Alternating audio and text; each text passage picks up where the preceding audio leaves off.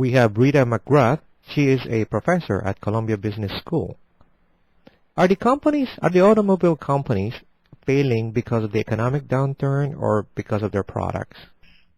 Oh, I would argue it's because of their products, and it goes beyond that.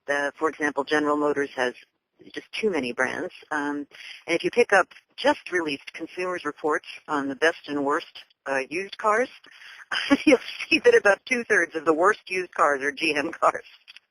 Does that mean that the people have voted that the automobile companies, the U.S. automakers are not the kind of cars that the American drivers are buying?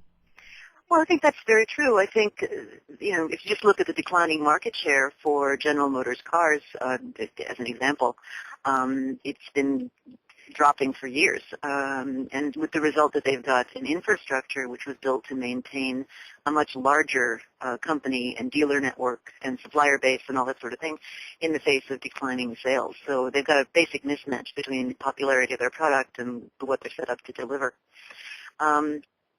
American car buyers have been very spoiled by, among others, the Japanese being able to make very affordable, very high-quality cars, that many of which are, handy on gas mileage and very easy for people to buy and maintain. With the problems happening right now in the stock market and the economy and all that stuff, is the bailout needed by the auto makers?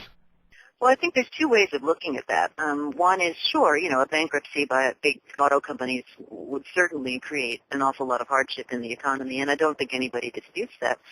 The question is whether by bailing them out and keeping them going as they are, you're just basically delaying the inevitable, which is what I believe. I think they have let themselves get sort of ensnared in these legacy traps of having, as I said, too many dealers, lots of legacy commitments, too much coming from the past that's never been addressed. And I don't see how bailing them out is going to do anything but delay the inevitable. The more slowly the change happens, the more expensive it's going to be, and the more ultimate pain you're going to have to deal with down the road. So my suggestion would be if we're going to spend money because of the social aspects of what car companies have come to represent, then I think we'd be better off addressing those social aspects more directly than, diluting the impact of those dollars by propping up a company or a set of companies that simply isn't viable. What can the government bailout do then? Well, I think there's a number of things. Part of the dilemma, of course, with the large car companies is they have so many employees and so many pensioners. So you would certainly want to be thinking through, say that you allowed the company to go bankrupt, you'd really want to be using the government money to make sure that the commitments made to some of those parties were kept.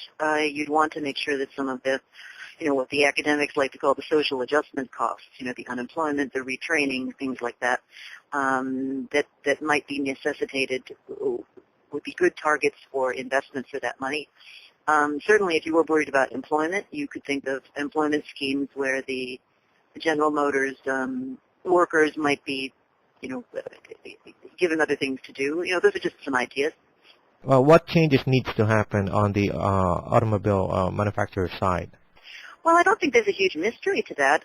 We have operating right now in America several hundred very successful car companies. They just happen to be owned by owners from other countries. So you need to have a more rational dealer structure, and that's not GM's fault, by the way. That was imposed upon them by a lot of state legislatures that make closing a dealership very difficult for a car company to do.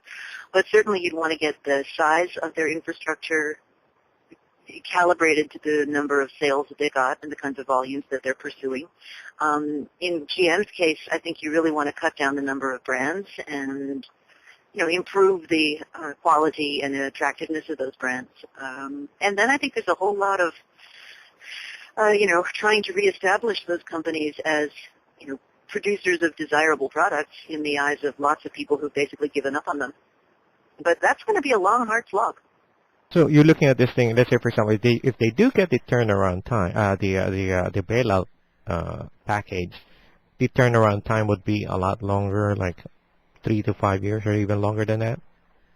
Oh, I would think so, because what you can't mean, cars take a little while to redesign. It takes a while to reconfigure your product layout. So that's going to take some time. Certainly unwinding the dealer network, that's something that they've been working on for years, but without very much success.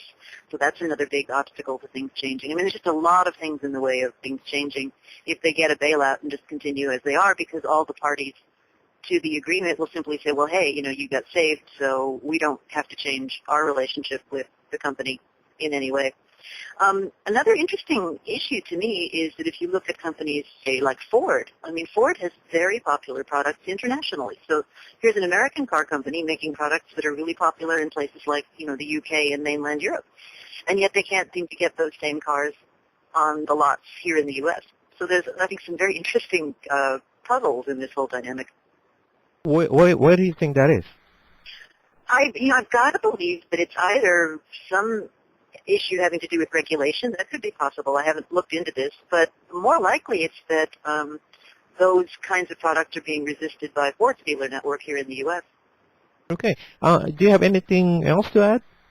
Well, I think the general principle that people need to bear in mind is that you have to make two decisions in a situation like this. You have to decide if buying a company time is going to result in its ability to make fundamental change, and that, for example, is one of the questions that people have looked at with respect to companies like airlines that have emerged from bankruptcy.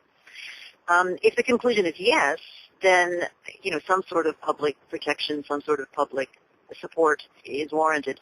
If your conclusion is that the problems are so bad that it's just throwing good money after bad, which is, I think, where we are here, then I think your better decision is to try to unwind it as gracefully as possible. That's Rita McGrath, professor at Columbia Business School.